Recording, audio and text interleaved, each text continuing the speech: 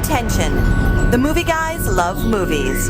Any comments about this year's winner of the Matthew McConaughey Must Go Shirtless Award are purely for entertainment purposes only. Isn't that right, Zac Efron?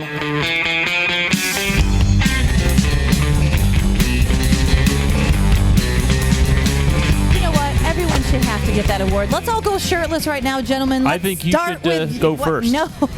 Yeah, I think you would win. It's gentlemen go shirtless. Oh, gentlemen shirtless? All right, Zach. Yet if you are Zac Efron, you want to be shirtless, right? You're showing it off. He's showing it off. Well, it's just like having a special skill. Some people can tap dance and some can go shirtless. Even my painted-on abs have painted-on abs. That's how out of shape I am. Hey, listen, no time to talk about abs, Bart. Oh, okay. We got a lot of show to get to because there is much to discuss. Welcome to the movie Showcast, everybody. Part of the vast and sprawling movie guys empire. Yes, sir, we're a regular Sears and Roebuck.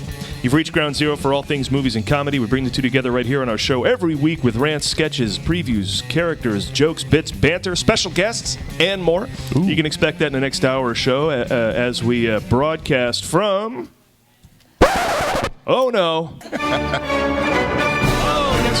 Well, we are not in the comfy confines. I almost noticed that immediately. Of our studio. That I was in a different place. Probably you're more comfortable. Yes, exactly. Than in our usual studio. And a better smell. We are instead across the town at the Airtel Plaza Hotel in Los Angeles, broadcasting from the floor of Whedonopolis. Yay! Woo! With live audience. The first ever fan convention for all things Joss-Whedon. We've brought this up on the show. Buffy, Angel, Firefly, Avengers, Dollhouse, you name it. It is getting loved on here as the fans are out. And because we bring you a new show every week, we just, we're not going to stop just because we're on the road here doing a bunch of things. We had the superhero roast last night. Mm-hmm. So we are going to bring you another show, absolutely. Oh, Paul, real quick. I spent all my money on Buffy t-shirts and mood rings, so I don't have any cash on me for the show. Worry not, Bart. This show is free. Oh, well, we're in luck then. Whew, so wherever you find us out there in the world, no charge. And we encourage you to follow us on social media as well, at The Movie Guys on Twitter, Facebook, and Instagram, which is also free. And please get interactive. Basically, just search The Movie Guys on Yahoo, Google, or Bing! That's right, and we come right up. I'm your host for the hardest working comedy show on the airwaves, Paul Preston, here with Adam Witt. I get that. I understood that reference. Thank you. Bart Caius. Ooh, sarcasm. How original. And Karen Volpe. What a crazy random happenstance. Now, it's a special show on the road, so it's a special guest situation as we're bringing someone here who's worked in the Whedonverse. Oh. Woohoo! I did some extra work, but that doesn't count. So we got a real guest here who's had a long acting career, appeared on a two-parter series of Dollhouse, as well as when he was a child, he was in A Christmas Story, to nabbing a series regular on the TV series Titus, to also appearing in films like Transformers and Resident Evil Apocalypse, now making his directorial debut with the film Restoration. It's Zack Ward, everybody! Hey, Zack Ward. Thank you. You know, Paul, based on the list of that credits, I would actually qualify Zack as a working actor in Hollywood. Yeah. I think that officially puts him in working actor. That's good. Unlike you or Karen. Yeah, thank you. You've earned Thank you, Bart. Great. The roast is still going. Oh, this is great. Well, I'm at the table here. You've busted 100 credits on IMDb, haven't you? Oh, yeah. I've done over 100 films. Wow. And he has the Uwe Boll Award for having worked with Uwe Boll. Yeah, I don't know Which I'm going to have to get a story. We're going to talk about that. Not an award. It's an award in and of itself, right? Yeah, exactly. It's the Having Survived Award. Survived Uwe, yeah. That's awesome. So let's see. First, before anything else, of course, movie previews.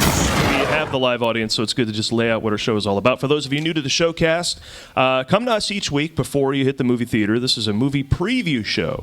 So we've just seen the trailers, kind of like you. So if you come to listen to our show, no spoilers, because we haven't seen everything and are going to blab about everything that it's about. And most of all, we're a comedy show.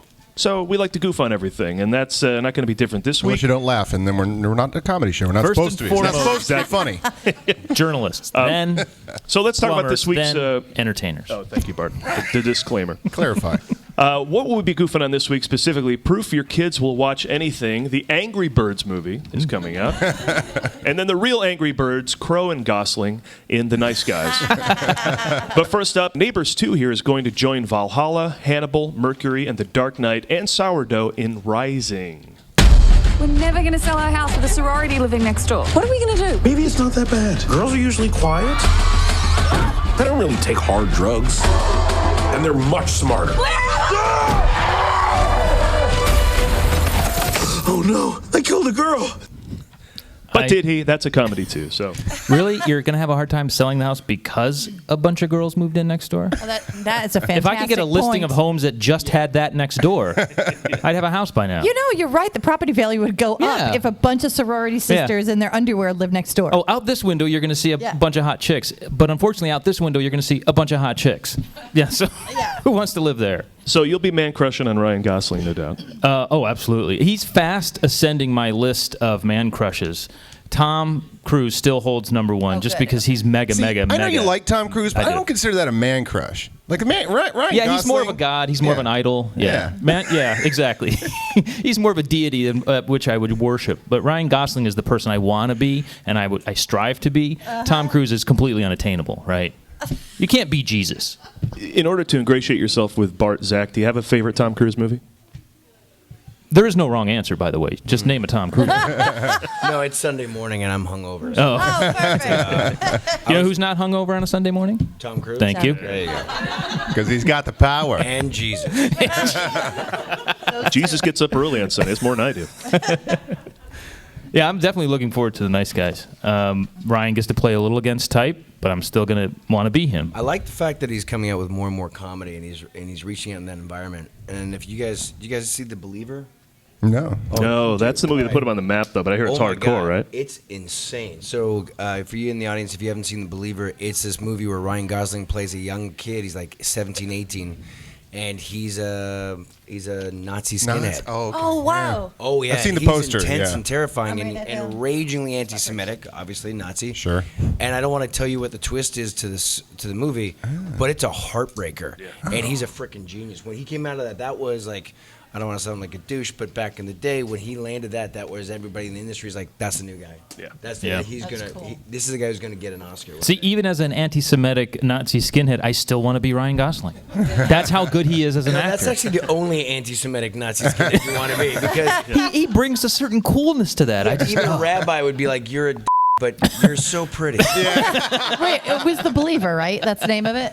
Oh, you're Yeah, going to put The it. Believer. I gotta put it on my list. Karen has a growing list on our show of things she hasn't seen that brought up here that would make her interested. Karen, put that below some cute dog movie, though. I don't know if that's. Oh, I love stuff like that. Give me put it Nazis below any day. Air Bud World Pup. Yeah, put it below Air Bud. well, you might need Air Air Bud as a Buddies and cleanser, Nazis, yeah. as a palate cleanser. Air Bud, Golden Receiver, then The Believer. Air Bud never did go full Nazi. If they made an Air Bud Nazi movie, I would definitely see. Right? We could go to that together. Air Nazi. I love Oh, that. I got to think of a pun. I will have one by the end of the show. Hold That's on. good. So before we get into these movies again, because we'll also probably man crush on Seth Rogen. I do that. No, we won't. I will. You will. Zach, how's the con been treating you?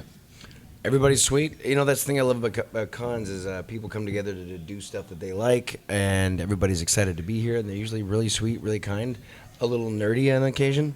Of course. Wear it Nerdy on our can be. sleeve. But It you know, can be that's hot. the joy. It's like for me, I spend my life acting. I've done it since I was 10 years old, so I play a role on set. So when I come to cons, I don't dress up. Right, Yeah. but I love watching the guys. Like some people have amazing costumes, and there's always that one dude who takes his stuff way too seriously, and is carrying a lightsaber. And you're like, yeah, it's a cool lightsaber, bro. And you got a nice Jedi outfit, and then he looks startled for a second, and then runs off to save someone. And you're like, it's not a real sword, dum dum. It's made of plastic. Now, wait a minute. Didn't you see Captain America here? Yeah, okay, so yesterday I saw Captain America. It was a dude in a spandex Captain America outfit. Close and- enough. That counts. And he was not wearing any underwear. So, On the inside or outside? no, at all. So that's the Wow. thing, is like the mouse was out of the house, and spandex does not leave a lot to the imagination. I was like, wow, that's a image I didn't need to have. A before I brave started choice lunch. for Captain America. Yeah. Makes it a little easier to Apparently take he's sides. uncircumcised. That's the thing. That's the thing. They go bravely into that breach, unapologetic. Here's me. Boom. Captain Here's me. And they're is having a actually blast what you're doing it, saying. yeah. But you did a panel, a couple already, right? Yeah, you did I one for did The it. Terror? Yeah, The Terror of Halloween. It's actually a really cool movie. The movie hasn't come out yet, guys, but I wrote this film. The film is directed and produced by a company called Illusion Industries. And Illusion, they step back. They're a practical effects company. They have 3 Academy Awards. They did Bram Stoker's Dracula. They did Mrs. Doubtfire. nice. They did Benjamin Buttons. They did Passions of the Christ. And I've known those guys for like 14 years now. And I used to work as an in-house producer with them. And then I wrote this movie for him. The owner of the company is a friend of mine, and he hired me to write the script. And it's like Pan's Labyrinth meets Dazed and Confused. It's a dark fairy tale, and it's freaking sexy, man. I am sold on that mashup that you just described. Way sold. I'm so curious because obviously there's going to be a ton of special effects then. Yeah, but yes. And in the world of special effects, I still am.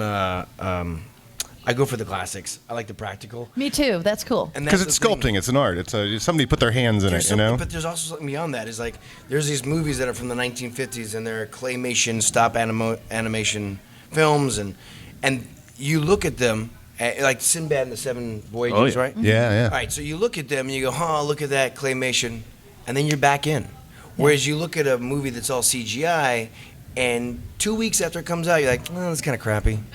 And it disconnects you as an audience because the actor is actually interacting with the giant monster thing that's in the scene as opposed to the CGI, whatever it is. And I'm not saying all CGI is bad. CGI is fantastic at certain points. I always say pick your fake. You're going to know it's fake no matter what. Just pick your fake. Yeah. Which fake do you want? I want a guy in a suit. That's my fake. Well, Ladies do like men in suits. Yeah. I want a guy in a Captain suit America like Civil War uncircumcised. That's right. That's what I need. Which is accurate to the character. I believe Steve Rogers is on. So he was. right, that would He make was pretty accurate about that. Well called. But you He's a did super mention the word sexy. So will you be shirtless? I'm shirtless underneath my shirt right now. Whoa! Fantastic. Somebody came to play. Thinking about it right now. I wrote the film and it comes out. They're in post right now, and it's going to be coming out later on this year, I think. But did you guys see the Krampus? Oh, I didn't get a chance to. All right, it I saw sucks. Krampus. But Does it? We had to put our Krampus in a Because I home. like He Trick or wasn't Treat, doing same well. director. Trick or Treat was better. Yeah. Krampus didn't have any gonads to decide where it wanted to go. Gotcha. Everybody heard of Deadpool in this room? Yes. Yes. Okay. Highest grossing R-rated film in history. We had And the- then up to date, the highest grossing Marvel film. But they're making R-rated movies. And DC just greenlit a R-rated Batman animated film, The Killing Joke. And no, I am not kidding. The animated one, yeah. Yes. Yeah, With dude, Mark but it's Hamill. R-rated. And Yeah. what they've realized is that Boys? you guys are all adults, and you're okay with someone says a curse word. You're not going to cry and run home and weep underneath your bed.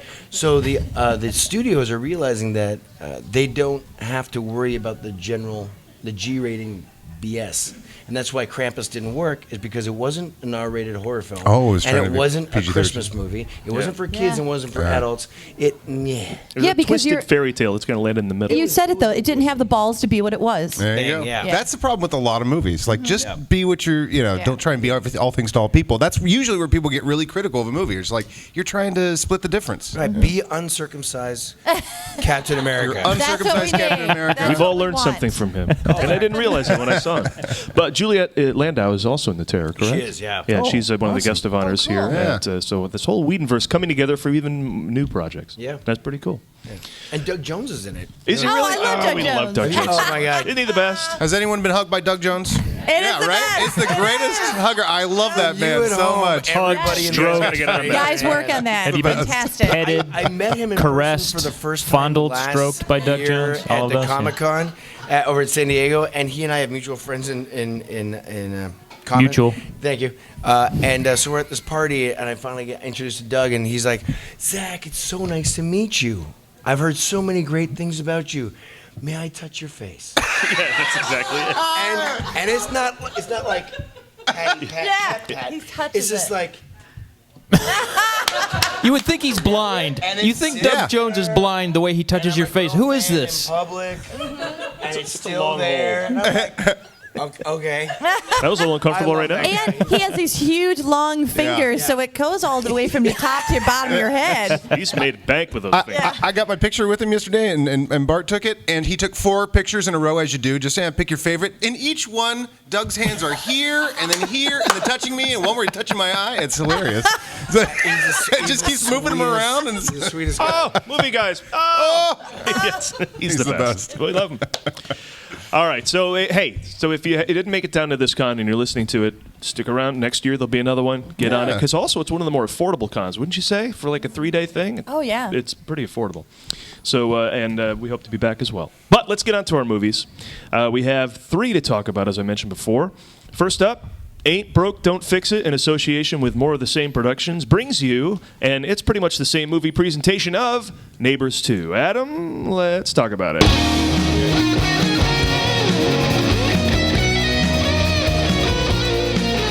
Now, if you're thinking this is the sequel to the movie Neighbors, you're right.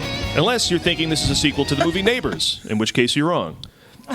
You see that one had John Belushi and Oh, right. The other had not. 30 years Never ago, mind. yeah, that's good. Good. Excellent. Actually, you may be thinking of the film by its international title, Neighbors. Or you see, that's Neighbors, O-U-R-S. That's totally different. Yeah. That's a different title in Britain. And one of the only sorority girl movies franchises not to be produced by Joe Francis. This is the continuing adventures of Seth Rogen and Rose Byrne's attempt to raise a family who keep ending up next door to hard-partying college students. Who make me feel old because Seth Rogen is now playing the adult that must stop all these kids from fighting for their right to party. I personally look forward to Neighbors 3, where after a frat and then a sorority, they end up having a transgender halfway house move in next door. Hilarity. Did you ever wonder what would happen if a bunch of girls pulled an old school and started their own sorority and then moved in next door to a stodgy couple? Well, this movie did. And thank God, because what ensues can only be hilarity. Do I know my movies or do I know my movies? Go ahead. Prove me wrong. Tell me hilarity doesn't ensue. Does it ensue? Understand that there's no I in sorority. There's two, actually. There's just one. No, that's a Y. No in the middle. That's an O. Sorority. Sorority? That's how you spell it. You think the titty is silent? See? Told you. Hilarity ensued. That's ensuance right there. I heard it. The college students are trouble, so Rogen and Byrne sell the house to get away from the situation. However, the house is held in escrow, forcing them to be neighbors with a bunch of millennials they'd rather not be around. So the real enemy here is the realtor.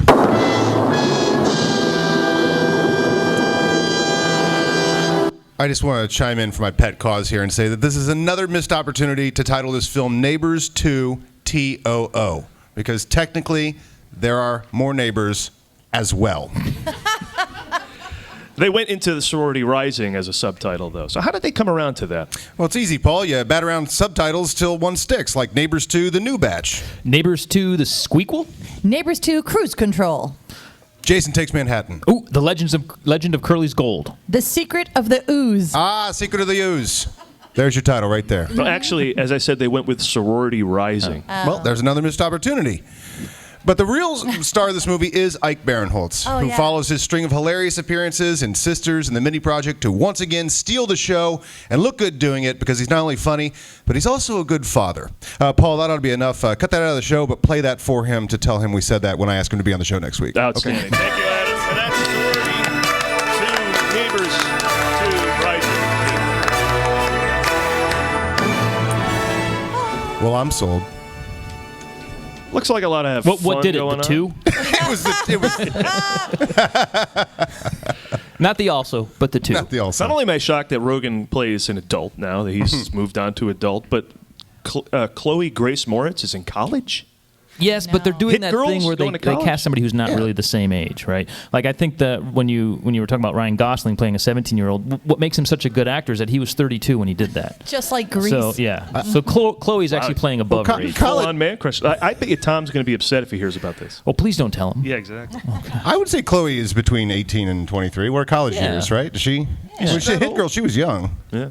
I think so. I know. I That's why I am- thought you wouldn't be in college yet. Yeah. A little surprised, maybe not so much, because the Hangover franchise proved that you can make literally the same movie. And you should. About 3 times. Yeah, because there's still money on the table, right? So what are we going to not make another one of these? This is my complaint about Die Hard. You're going to take your Why Die try Hard movie too and hard? take it out of a confined space? Yeah. What's the point? What am I going to do with your Die Hard movie that's all over America? Oh, we haven't seen him in a closet yet. Yeah. Go smaller with the space. Burger King after hours. Yeah. Now that would be a great analogy. Die Hard in the closet. Like, it's time, Bruce. Just I come think out. that's been done by that guy who killed himself while I was masturbating, that actor. David Jesus. Carradine? Yeah. God rest his soul. So there's a turn for the show. All right. Karen And brings it hilarious. No, what's I'm so sad is- pissed that I just answered that. Well, 'cause because that's what's I wish sad. he wasn't known as the guy I who know. did that. You- You mean the guy from Kung Fu and the guy that wrote the... I was just going to say the thing that... what was it? Mean Streets, the Scorsese movie that he did before Taxi. Oh, Boxcar Bertha. No, before that. That's the Scorsese movie. Oh, the Mama one? Throw Mama from the train? Streets or I heard the word Mama. That's all I There was got. a Scorsese one. Big Bloody Mama. David Carradine Bloody Mama. was actually on Titus. Oh, wow. Was he? Yeah. So and his Stacy Keach is married to married into the Carradine family. So the entire Carradine tribe would show up on set and watch the show. Wow. Yeah. The Long Riders. There you go. There's another one. That's a good one. Please just shout out from the audience anytime you feel like Yes. That's please Help do. us. Feel That's the free. movie that's all brothers, right? Keach brothers, Yeah. Carradine brothers. Who else? Quaid brothers. Yes. Man, I never saw that movie. How did I not see a movie with all those brothers? The North and the South. Yeah. Sorry, I'm just going over other David Carradine. All right, next up, we're going to take a Besides 180 from masturbating. Neighbors 2. Before we start, I just want you to know that Ike Barinholtz is in Neighbors and Angry Birds. I know it's He's in Angry Birds? Yeah, he's a voice in Angry Birds. Isn't that crazy? All this happened after Ike was on our show. I know. Coincidence? I don't think so. Next, you're going to be serving Ike and Ike at the By the way, theater. David Carradine was in Mean Streets. Oh, yeah? Really? Zach has just interneted that. Oh. Thank you, Zach. GTS, man. Skeletal. You know his daughter though. David was very nice. He was dry, sober, drunk, but his daughter is shockingly hot. Oh, Ever? Is that her name? Like stupid hot. Is that who I'm thinking of? And that makes you go. "Ah." By the way, I don't know if I Talk about Long Rider. I'm sorry.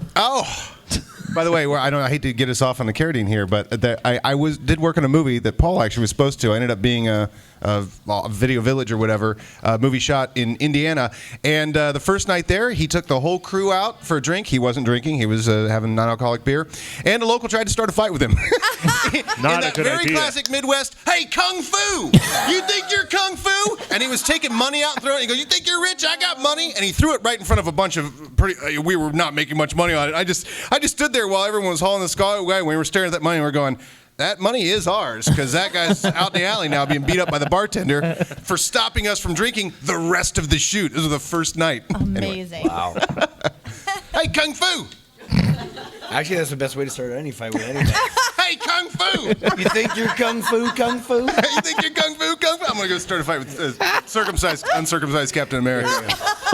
Let's change history and let's take away the erotic asphyxiation and just say he's walking to Earth, right? There we go. Yeah. Where is Carradine? He's just walking Like the Kane earth. and Kung Fu. Good call.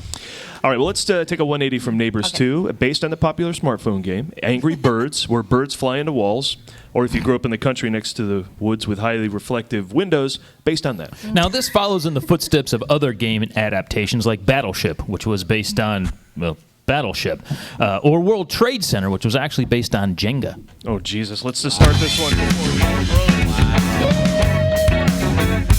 It will always be too soon, will it not? For the record, I don't support bombing World Trade Centers. That's a funny joke, though. Said like the author. It does make you a better person. That's a good call. Show me a picture of your cat. Call me. Hey, there's a new comedy coming out that stars Jason Sudeikis, Josh Gad, Danny McBride, Maya Rudolph, Bill Hader, and Keegan-Michael Key. You want to see it? I do. definitely. Congratulations. You just bought a ticket to the Angry Birds movie. Great. I can't wait until my kid is running around the house quoting this movie. And I just got Madagascar 3 out of my head. Afro, circus, Afro, polka dot, Afro. I do like that. I do. Yeah, actually, that wasn't that bad. Now that I it's think getting about better. it. Yeah. That would be a great That's thing growing to up. wake up to. You know how you have those alarm That clocks should be that your you can alarm. record? I would wake up to standing. Like I did. Well, now I dare you to forget this once you hear it.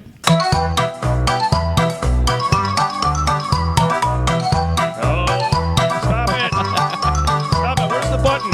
All right, good. Enough of that. You can't sing that one, though, at least, right?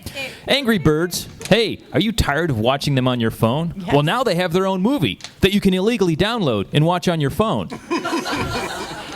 You know the old saying, don't let a pig in the hen house?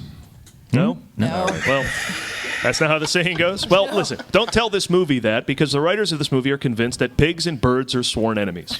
Well, we've watched all 4 trailers for this movie, and we still can't figure out what the hell it's going on. But because it's about animals, I'm guessing that it has something that puts someone or something in danger, and as a result, they have to go to the city, because that's where all animals have to go whenever they have to save something or someone, right?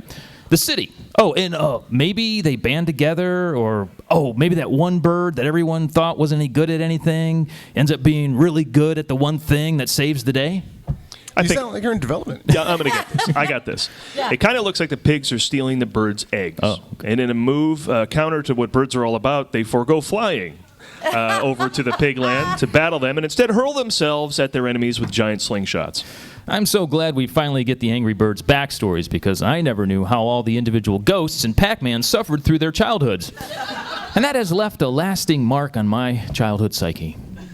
My pet theory is that the Angry Birds have simply ridden on a Los Angeles bus.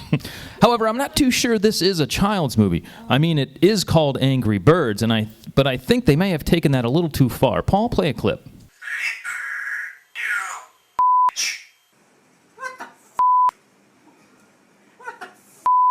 Okay, well, there you go.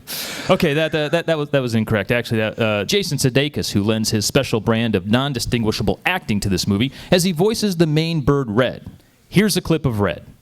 I'm the guy who can get it for you. Cigarettes, a bag of reefer, if that's your thing, a bottle of brandy to celebrate your kid's high school graduation, damn near anything within reason. Doesn't sound that angry. I can see it. That was He sounds awesome. reasonable, doesn't he? That was hilarious. I think that's the wrong Red. Sudeikis will be fine, but this is a missed opportunity to cast Bob Odenkirk. Idiots! You're senior jackasses! Shut up, honey! I have to live with this now! You have to support me! You suck and you're wasting my time! The success of this movie could finally see the release of other movies based on apps that have been in the can for some time. Now, I'm going to give you guys an exclusive look at these films, which have been languishing in distributor hell for some time. Movie Guys exclusive. Just for you, this is exciting. For example, there's a LinkedIn movie that came out where corporate types can get to know each other. Here's a quick clip of that. I think we have that clip finally. Hi, Eric Stratton, Rush Chairman. Damn glad to meet you. Hi, that was Eric Stratton, Rush Chairman. He was damn glad to meet you. See, it's about networking. That's pretty exciting. Okay, LinkedIn. LinkedIn. Networking. Also, if Angry Birds goes well, we should get a look, finally, at the Words with Friends movie. Paul, play a clip. Nomenclature. Ambassador jumpsuit landmine. Hoodwink scatterbark. Hasty landmine. Sounds trippy. So dumb. Nobody knows Schizopolis? And finally, Nobody. the most popular app out there will get its own movie as Google Maps, the movie, finds its way to cinemas, hopefully soon. Here's a dramatic clip of that film. You going over a bridge. You going over a bridge. You going over a bridge. You going on over a bridge. You going on over a bridge. Down by, Wait up, let me finish. Okay. We can sing together, but we can't talk together. You going on over a bridge. Okay, when you go over that bridge, bam, you come to another light. Larry Williams. That's the greatest viral video of all time you've never seen. Look that up. Before there was YouTube, that got passed around on VHS. It's this guy named Larry Williams that gives directions for 20 minutes. You got to look it And up you on can't YouTube. follow him to save your life. Oh my God. And the punchline is at the very end of that clip, he goes, How you lived here? I 6 just moved months. here. I just 6 moved here. months. Now, films like this set themselves up for trouble. I mean, I can see the reviews now. This looks terrible. I'd like to launch this movie into a building.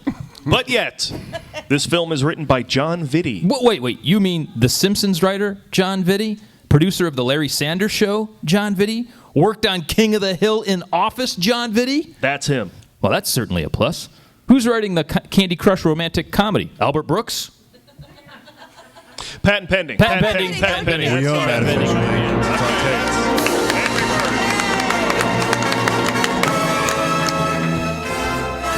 If you haven't seen Schizopolis, go see Schizopolis. It's Steven Soderbergh's one of his earlier works. 1996. Yeah. Right before Out of Sight. It's just this nuts ball movie, and there's two people that speak entirely in nouns. Yeah, he was. Beef Diaper. Beef Diaper. Nose Army? Yeah. Nose Army? Institution. Yeah. He was very bad. Very. Did you guys hear that Missile Command and Centipede are being made into films? I did hear that. Centipede, I'm not kidding. Well, Missile Command, that's Yeah. already been made. There's a lot of movies that could be called Missile Command, but Centipede? Did anybody see Pixels? I did, yeah. Oh my God! I tried not to. Oh my God, it was painful. Like they went. I mean, please stop. I heard. I mean, when the gang up is that much, I didn't go. I mean, I should have probably just because I'm a movie guy. But when Even if Angry Birds everybody, was funny, could you actually be like, "Hey, dude, what'd you do last night?" Well, you know what? I checked out Angry Birds. Yeah. You'll lose all your friends. All right. I would rather say I watched porn for 6 hours and go, I don't want Angry Birds. That's respectable. Did anyone Right. here I got ever Only play? 6? Intuitiveness. Does anybody actually play Angry Birds? I've never played I have no idea what it's about. I have. Did you? Is it fun? This is what I'm wrestling with now. I have the free app. So do I spend my money on the upgrade to get more game or go see the movie? That's what I'm struggling with. Wow. Well, or neither. I think the acting's better in That's the where act. I've been. Book on your Kindle. That's where I've been for 2-3 years. It is hilarious that they have to make some plot about a movie that is about launching birds at things. Well, and they it's need like to you've got to create a plot, and you got to make them angry. They have to explain why the pigs and the birds. I mean, come on. Yeah. Pigs and birds? Pigs and the birds. My parents once tried to explain the pigs and the birds. I didn't quite understand it. But. I learned about that down in West Hollywood. I Teach you the pigs and the birds? That was the gerbils and the chickens. I think it's a 1960s thing from England, actually. The pigs and the birds. Baby. Yeah. But I guess we goofed on the idea that all this great comedy talent is doing this instead of a real movie together. Well, not real, but like a live action comedy together. But if you put those people in a movie, I'd go see it. So I don't know. Maybe I should. I don't know. But you can work in your underwear if you're doing voices for this. You just show up and don't do your hair. Yeah, it's more underwear acting. You have to wear pants. You do? Yeah, You've done voiceover. What have you done? I did a lot of video games. Oh, that's right. I did Army of Two: The Devil's Cartel, and I nice. I don't know if I can do the voice now, but I play Alpha. Of course. Oh yeah, I'm the big badass in the thing, and I'm a freaking midget. So, and then I did the game, the new Tomb Raider Legacy, Tomb Raider Rising. Rising. All right. Everything's got to rise. Which they're also Tomb Raider, rebooting. Curly's Gold. No, it is the reboot. The one that I did is a brand new Tomb Raider video game. It's freaking epic. It's the new one, right? Yeah. So I did all the motion capture and the performance capture. And, they dot you up. They put balls all over you. What's that? They put you wear one of the suits. They put balls all over you. Did they put balls on you? You wear these, Again, West Hollywood. Different movie with the word "rising" in the title. But with the balls all over you. Outfits on with these little glowing balls that are velcroed to it, and then you actually have these. You have this rigging on your head that's got like 2 cameras there that's tracking all your. So they facial can, movements. And then you've got like 300 dots on your face that have special reflective value, and there's literally about 800 cameras in the room that use special type of infrared. So then the cool thing is, you're moving around. You guys have all seen this. You move your arms, and later on, your character will move their arms, whatever. So that's your avatar. Well, at one point, the woman who's playing, what's her name? Tomb Raider. Lara Croft. She left. Her middle and I name's was Tomb talking Raider. to all the guys with the computers. I'm like, this is kind of a big deal. I had a big crush on Lara Croft when I was a kid because I was creepy like that. And they actually transferred my avatar to hers, so I was actually Lara Croft. Oh no! Of course, I spanked my own bottom. Of course you did. Did they give you a I video got of it? to be Lara Croft, and I was like, I kind of like this. This is hot. I get the whole transgender dressing up thing. I just don't have the physique for it. Hey, that's the next thing for transgender. Digital. Just boom. Just switch it over. There we go. I'm not a big fan of the mocap. Is that what we're calling it these days? It's Kids called call- motion capture. because I kind of long for the days when people would go to the commissary at NBC in costume and they would be a cowboy and an Indian and a space cadet. And now it's just a bunch of guys in green leotards with ping pong balls all over them sitting and having lunch. At the Can you imagine that commissary? room? Yeah, at the commissary. Yeah. Here's a picture from 2016. All the actors and they're just wearing unitards. They're in those morph suits. Exactly. All right, let's get to our final movie here from Shane Black, the writer and director of Iron Man 3 and the writer of Lethal Weapon, The Last Boy Scout, The Last Action Hero, The Long Kiss Goodnight, and Kiss Kiss Bang Bang comes. Well, if that's not enough action pedigree for you, then you just go enjoy your gardening this weekend. It's The Nice Guys. Karen, let's talk about it. Here we go.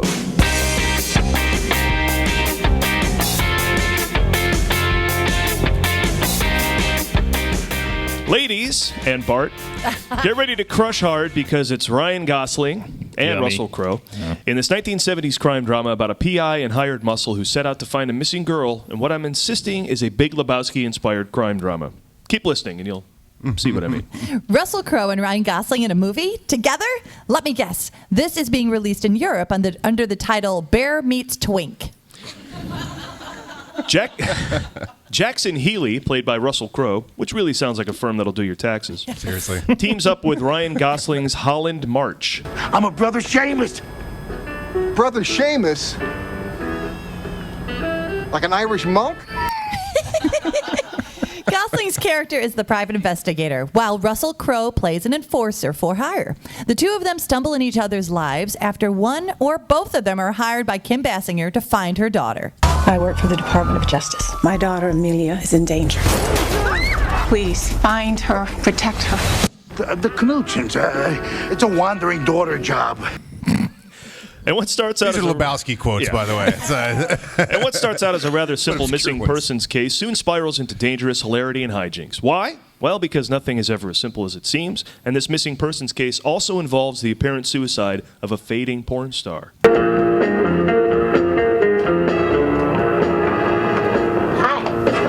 Mine, the dispatcher says there's something wrong with deine cable. Yeah, come on in. I'm not really sure exactly what's really wrong with the cable. That's why they sent me. I am an expert. Peter Stormare, they're really doing a Tommy Wiseau impersonation, right? That's what that is. Shooting in L.A. is great because somehow you don't have to dress it up for a movie to make it take place in the 70s. We can do this the easy way. Ow! We're currently doing it the easy way. Whatever happened to offering me $20? It's the recession. Okay, don't even get Ryan Gosling going on the recession. This is your basic mortgage bond. All right? The originals were simple. They were just thousands of AAA mortgages bundled together, guaranteed by the one best script. So this is one of those movies where as soon as you hear the music in the trailer, you know that you're in for a good time. I mean, listen, this is going to be fun, right? There's a couple of people I trust say you're pretty good at this. I want you to find Amelia. Now that music could liven up any movie and make it an exciting adventure. Here, I'll prove it. American Sniper. Would you be surprised if I told you that the Navy has credited you with over 160 kills? I'm willing to meet my creator and answer for every shot that I took. That was good. Yeah. Brilliant. Next, here's a movie that I thought was grossly underseen last year. Steve Jobs. You should have all seen the movie. It's fantastic. And maybe you didn't because it didn't have this lively trailer that could have gone something like this. What do? You're not an engineer. You're not a designer. What do you do? Musicians play their instruments. I play the orchestra. And lastly, here is last year's multiple Oscar winner, The Revenant. What happened? We did what we had to do. He's afraid. He knows how far I came to find him. We're just having a blast. I would see that. I would absolutely see that. All right, so this film marks the first time Russell Crowe and Kim Basinger have been on screen together since L.A. Confidential. Back in 1997, Crowe played a 1950s cop in that movie. Now, in 2016, he plays an enforcer in The Nice Guys, which is set in the 1970s. So, for him to play a contemporary role in the 21st century, Russell Crowe would have to be... Hang on. Dead. There you go, Nice Guys. And I think I can cut to the chase and say we're all in love with this movie already, right? Yeah. Of course. I love the poster. I love the whole thing. I mean, Shane Black, he came out of the gates, of course, with Lethal Weapon, and I just kept following his career. I mean, Last Boy Scout, Long Kiss Goodnight, very, very, very underrated. A very funny movie. And then I was one of the only people in the theater when Kiss Kiss Bang Bang, because I'm like, he's writing and directing. So the fact that he's like really back and he's so funny, and Iron Man 3 is amazing, of course, too. But yeah, it's very good exciting. It's good that he's in the Marvel. It's good that he's just in the Marvel Cinematic Universe. He doesn't have to do anything more for it again, but just that he's part of it. They made him a part of it. Again, one of the brilliant Marvel directorial choices. Of course, it's obvious in retrospect. All of them, all those choices. I still go back to Ant-Man. There's no way the guy who made the breakup should have made Ant-Man that good, but he did. He did. Peyton Reed made that movie awesome. And I think we're liking Russell Crowe for being a jerk now, right? We hated him for being a jerk, and now he's a jerk in real life. And we're like, hey, just put that into the movie. And Paul and I were talking about this last night, is whether or not this is kind of his comeback, and whether or not he's doing this to kind of ingratiate himself as a result of being a jerk in real life. I thought the movie The Man with the Iron Fist, the Wu-Tang Clan, that steaming dog crap. No, I thought that was his comeback. But I will say, those have you seen the little promos they do where they go to therapy with Melissa Rauch? We'll not get on that tangent. But anyway, they're really funny. It's hilarious. But if you watch those, I get the feeling that Ryan is really acting and Russell really isn't, because he's just pissed about it and it's working. As long as it's authentic, then we benefit, right? That's all that matters. I kind of like the Russell Crowe that isn't in charge, though, because I like when he's a softer Russell Crowe, when he's like master and commander. good. Kinda Keep soft. him puffy, and Yes, he's very puffy. I like that one because he's more accessible. The one who's like, I'm a man. It's who cares? I don't know, man. LA Confidential is so good. But also, this is one of those sort of comedy things where, you could cast two known comedians if you're trying to make your comedy. But when you do it with these two guys and you're just finding the comedy, and you would never say Russell Crowe, oh, comedy, get Russell Crowe. But, because he's the type of person with the sort of stature and grumpiness, it's just going to play really well. I think that's it. I like the funny Russell Crowe. Yeah. Yeah. Now, we can't go on and on like we do back in the Admirals Club. That's our studio. It's because it's close to the airport. But this is, so we've got 15 minutes here. I'd like to stretch out to 20 if I possibly can, but because I want to get ample time in with Zack Ward, everybody. Yay me. Hey, him. Me for my name being said out loud. By the way, for the YouTube credits, could you just get us a couple shots of your cats? They're adorable. He showed me cat shots before this, I think, for the credits. I wouldn't have predicted that. I mean, first of all, you're in great shape. You get the tough guy hat, you get the ripped jeans, and you're showing cat pictures. It was. I didn't want to adopt the little dudes, but seriously, they were found in an alleyway by my girlfriend's neighbor, and they were literally the size of my glasses. They weren't as big as my phone. And they were so little, and there was 3 of them, and who doesn't love kittens? Dude, I felt so bad. And then we couldn't separate them because they'd be taken away from each other. And the sisters, my little girls, I mean, they lie on top of each other. I was showing him a video. They're lying in the sun, nuzzling each other's heads, I want to lick each other's face. It's hilarious. It's awesome. They're little people, and I was like, damn it. I'm now a big cat wuss, and now everyone knows you. Now everyone knows you have a heart. Are you a parent? No. So this is your parenting. Yeah, it's like us. We have a dog. He has one eye, but that's our kid. That's a real rescue, though. Our dog was like a former show dog who just aren't you fancy? I know. So it's like she retired and now is with us. It's like they said, was she "Thank you for rescuing." Was her. your dog performing in a play of A Christmas Story and shot his eye out? Yes. No guns. That was a really horrible That's joke. right. I leaned all the way over for that. Their dog is missing an eye. That was groanable. Thank you. But I mean, it'd be ridiculous if we didn't talk about Christmas Story, of course. But how is it? Pretty amazing that's your first movie. Yeah, considering it's so iconic, you came out of the gate strong. Actually, and beyond that, what's even more interesting is that I was not the bully when I got the role. When I got Scott Farkas was always Scott Farkas, but I auditioned on camera and it was sent to Bob Clark in California. And then when I walked on set, I'd never met Bob Clark before, and then I never met Yano Anaya, who played Grover Dill. And we walked up to Bob, and Bob was sitting down reviewing stuff at Video Village, where you look at the monitors of what's going on in the camera. And the wardrobe mistress holds her hand over my head and here's your Scott Farkas, and here's your Grover Dill. And there's 9 inches difference in height. And Bob looks up and goes, okay. You get his lines, he gets yours. Great. What? Wow. And that you also understand is that that's not something you all do nowadays. That's a huge, that's a contract renegotiating, blah, blah, blah. Back then, 1982, 83, it's like, hey, you do that, fine. But because of that, all the other characters were considered big enough that they had merchandising riders in their contracts. What that means is if you're going to be that character and you're in the movie, well, sign this, and it means I own all your merchandising rights. But your part is so small, I don't care. Is what happened. Mm-hmm. Well, my part was so small, they didn't care. And then they switched it. And I kept all my rights. Oh, nice. Oh, nice. Well played, Fantastic. good sir. Yeah, and then I sued the company NECA and won. And I own all the remaining Scott Farkas action. Drinks on Scott Farkas after the show. Woohoo! The thing is, it wasn't a money payoff deal. It was the right. I proved in a court of law that I own the right to my likeness. Yeah. Which sounds like a bizarre thing you have to prove. This is my face. I own my face. It's totally my face. It's with me all the time. No, I proved it as a judge. It's his face. I told you it's my face. It's stupid, right? But I own all the remaining action figures. The rest of them were melted into a giant ball, and I have over 1,000 of them, and I use them to raise money for charity. Well done. That's fantastic. That is your IMDb profile picture. You posing with the. It's me going, That is a great story.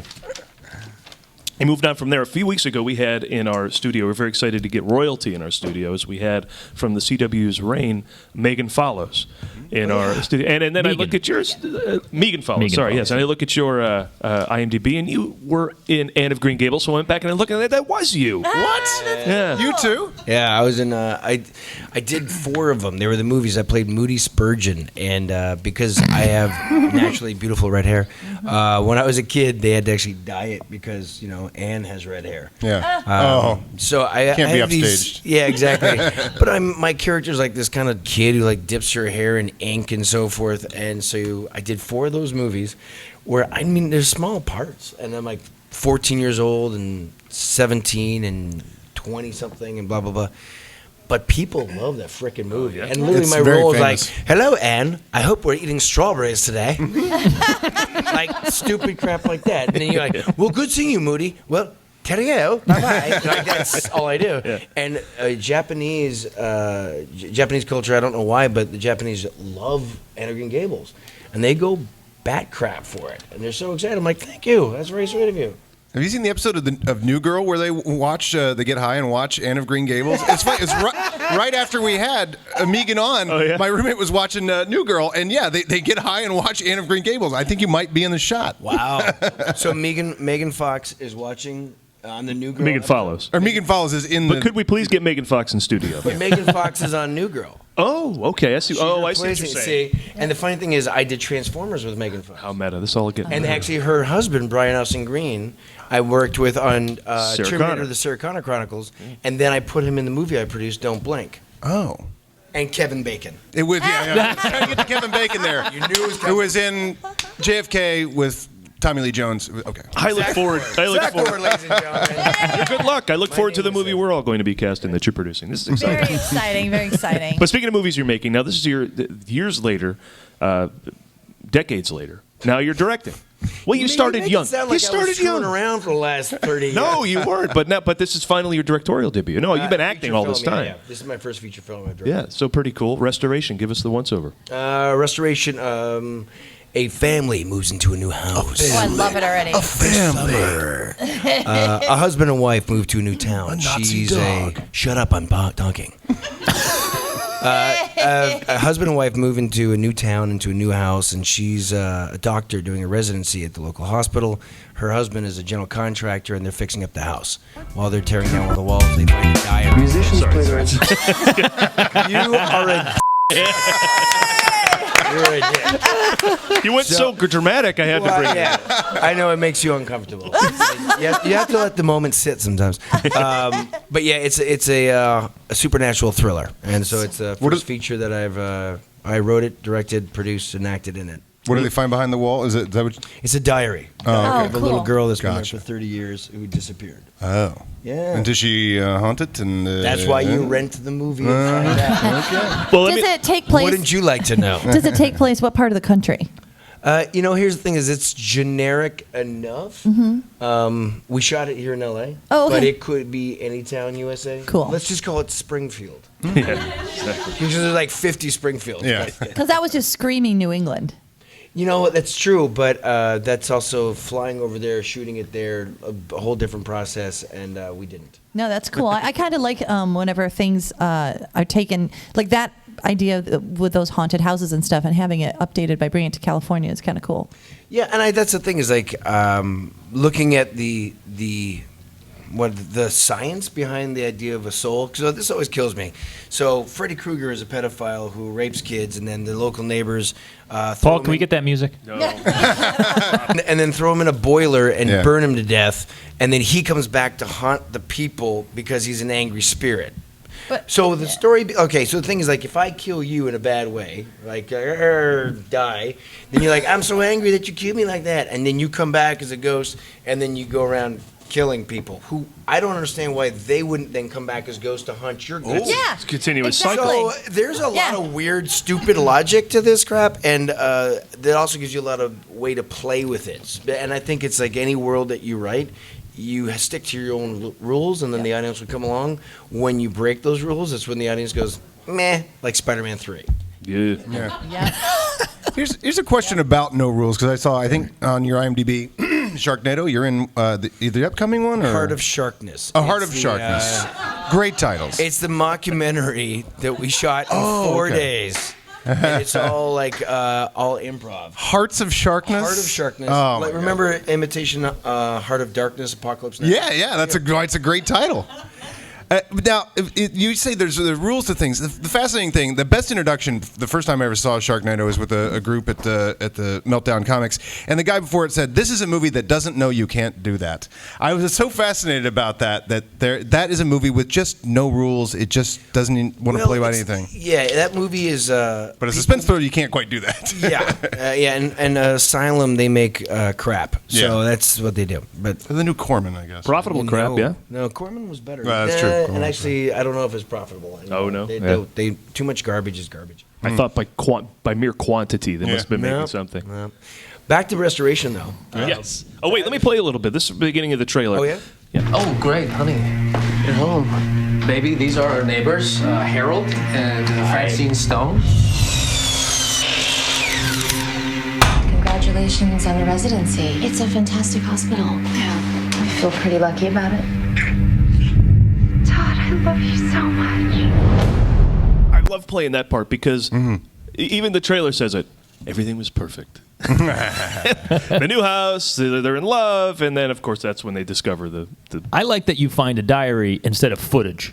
I hate found footage because it's too new. There's nothing cryptic and mysterious about a text message. My girlfriend's brother is a GC up in general contractor over in Seattle, and he was opening up a wall and he found a Ouija board. Oh, dude! I would run screaming. Yeah. That freaked me out too. I'm out. And I wanted to do something around that, but the movie Ouija came out, and then Milton Bradley has now copyrighted the frickin' name, and I wasn't going to go toe to toe with that megalith, so I did something else. But I just thought, he found a freaking Ouija board on the wall. That's terrifying. No. Because eventually you're going to find VHS tapes and not have anything to play it on, so it's never going to be a problem. That is a great found footage short. Found a We laser disc. footage. No problem. I don't know. We don't have anything played on. Do you have a beta system? Do you have beta? You got beta. Where can people find Restoration? Restoration is on all video on demand. You can get it on iTunes right now. It drops on Amazon next month. It's on DirecTV. Just go to the menu, search button, punch in the name. And here's the cool thing is we're getting really good reviews. It's a beautifully shot film. I'm very proud of it. Emily O'Brien, Adrian Gaeta, they do a kick-ass job, and their performances are really good. One of my favorite reviews, though, and this is a true story, the person writes, Zack Ward is a hot ginger who should spend his time taking off his clothes in order to distract us from his complete lack of acting ability. Oh, no. And now we know that... I've seen me naked. It's not anything anybody needs. It's no improvement. That's my favorite review of all time. That's just awesome. So thank you. I think. Buy that guy a beer sometime. I know it's a big fat dude in a basement going, "Shut up, Mom! I'm writing a review." And you're like, I got ideas too, Mom. All right, well, listen, we got to wrap things up here, so we'll take it over to Karen for Karen's birthdays. This is our weekly look at the birthdays of those who make the movies. Take it away. All right, let's start off by wishing birthdays, of course, to one of our guests here in the studio. Very nice. Happy birthday to you. What's your name? What was your name again? Sarah. Sarah, everybody. Happy birthday to Sarah. Sarah's in good company because it's also Peter Mayhew's birthday. He turned 77. He can play anywhere from a giant to Chewbacca. As a matter of fact, on IMDb, he has 24 actor credits, and 14 of them are for Chewbacca in various forms. He was discovered while working as a hospital attendant at King's College Hospital in London when film producer Charles Schneer saw the photo and literally saw him standing above the rest of the crowd. He cast him in Sinbad and The Eye of the Tiger, which I looked at pictures of, and it's great, but it is a lot of guys in suits. Some interesting suits. And a year later, he was asked if he wanted to do another role. Mayhew was told it was for Big Hairy Beast. And it was for Chewbacca. Oh, okay. I thought it was a West Hollywood production. No, that would be for Big Hairy Bear. He had the option of either playing Darth Vader or Chewbacca. And so David Prowse did as well. And Mayhew chose Chewbacca because he wanted to be a hero, while Prowse chose Darth Vader because he wanted to be a villain. And smart, because I think the guy who actually dressed up as Vader got no love. Like on the opening night, he wasn't even on the list of guests to go. They wouldn't let him in. He's like, no, I'm the guy in the... Yes, Mr. Earl Jones, come on in. There, you stand back. Wow. Now, how tall... This is my face. This is the problem he had. This is my face. He had to prove to them that this is my face. How tall do you think he is? Reading over your shoulder, I'm going to guess... Don't guess. 6'7" a guess right here. What? 6'7"? He is 7'3". Yeah, wow. Damn. Yeah, I'm 6'3". Crazy. All right, Sarah, also on your birthday is the wonderful star Erica Jordan turns 34. She's celebrating her birthday as well. You may not know her. She can play anywhere from a respectable actress to a porn star. And what I found interesting about her is Tomato, if you ask me. She is a prolific actress. She's done over 141 credits on IMDb. She has played anywhere from an actress to a glamour model, a sex columnist, and also in Sharknado 3, a NASA engineer. That's range. Erica Jordan. But she played it topless, which made it believable for me. She was also in True Detective. She played the part of an escort. But on all of these other credits, I wanted to read a couple of these to you, Bart, because I thought you'd want to write them down. Yes, hold on. Let me get a pen in case. She was in Baby Dolls Behind Bars in 3D. Got also, it. Seen it. Stacked Racks from Mars. Seen it. Sexy Warriors. Seen it. Adam, she was in the Bikini Avengers. Oh, yes. They've got the best costumes. Topless Beauties in a Tight Bind. I Can't Believe They Tied Me Up. She was in Shameless. She played a mental patient. Boring. And the sequel of Ticklish Nice Girls. Ooh. Not the original. Oh, screw it. It's never as good as the book. Strippers from Another World. So get that out there. Four breasts. And good news, Bart. Yes. She's also going to be releasing Vixens from Venus later this year. Oh, my weekend is booked. But also, I love when celebrities sing. That's true. Karen usually asks me what she likes. And I say... If you're like me, people are stopping you on the street all the time, and they say, can you tell me 2 interesting things about that Karen Volpe? Yes, what do you say? And I say, well, first of all, she loves her men fluffy and funny, which is why she's married to Paul. And 2, she loves when celebrities sing. I do love when celebrities sing, so I was thinking of finding a little something here that you guys could relate to. So I am having a birthday on Thursday myself, so I picked a little comedy song that my friends and I sing. And Paul actually made me pick a different part of it because the other part was so dirty. The G-spot's just over there, a little to the left. Now back just a hair, and you're downtown. Things will be great when you're down. All right, that wraps another movie showcast, everybody. Happy birthday, Sarah. We're the Movie Guys. Individually, we are Karen Volpe. Preston. Follow us on Twitter at The Movie Guys, Facebook.com/TheMovieGuys, iTunes, Instagram, Google+, all that stuff. And thanks to Zack Ward, everybody. Hey. Check out Restoration. And any more con events here? Not in the immediate future. I'm sure there'll be some coming up. But if people want to reach out and hit me up on Twitter, or Facebook, or Instagram, it's all Total Zack Ward, and you'll see the little verified button that's, it's me, not some weirdo. So you've proved your face there as well. And we can go get action It's my face! I own my face! All right, we're going to wrap it up. Thanks to Steve Schultz for his writing contributions to the show every week, and as ever, we owe everything to Pat Peach. We're back next week with the big Memorial Day films. That's X-Men Apocalypse and Alice Through the Looking Glass. Thanks to our live audience. Happy birthday, Karen! Yay! Thank you! Sarah, wonderful. Best rehearsal ever. All right. Let's get it together and do it for real. The action figures have yellow eyes? I know you didn't.